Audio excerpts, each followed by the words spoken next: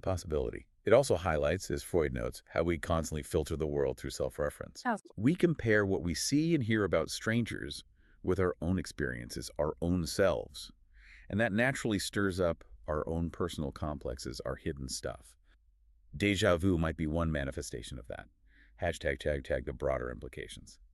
okay, so we've taken this really deep dive into what Freud called the psychopathology of everyday life.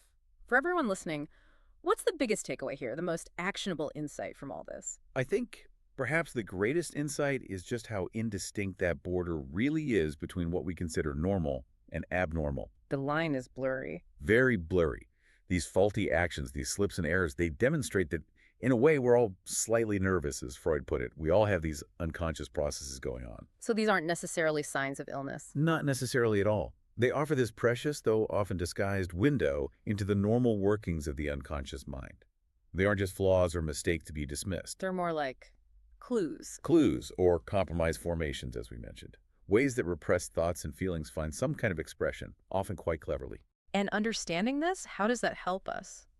Well, I think understanding these hidden motivations helps us question assumptions. Hmm. Not just about others, but about ourselves, too.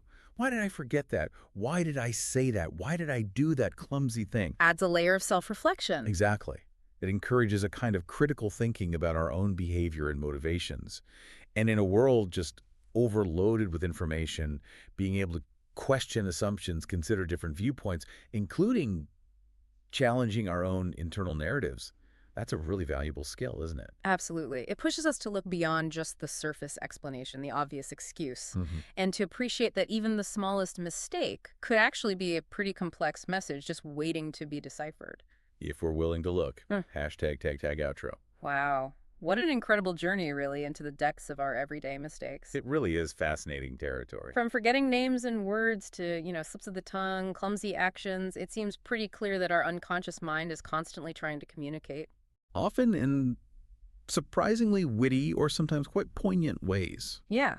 As you said, the source material puts it quite directly, doesn't it? It does. The unconscious does not lie. So here's a thought for you this week. As you go about your day, maybe pay a little extra attention to your own slips, your little accidents, those moments of forgetfulness.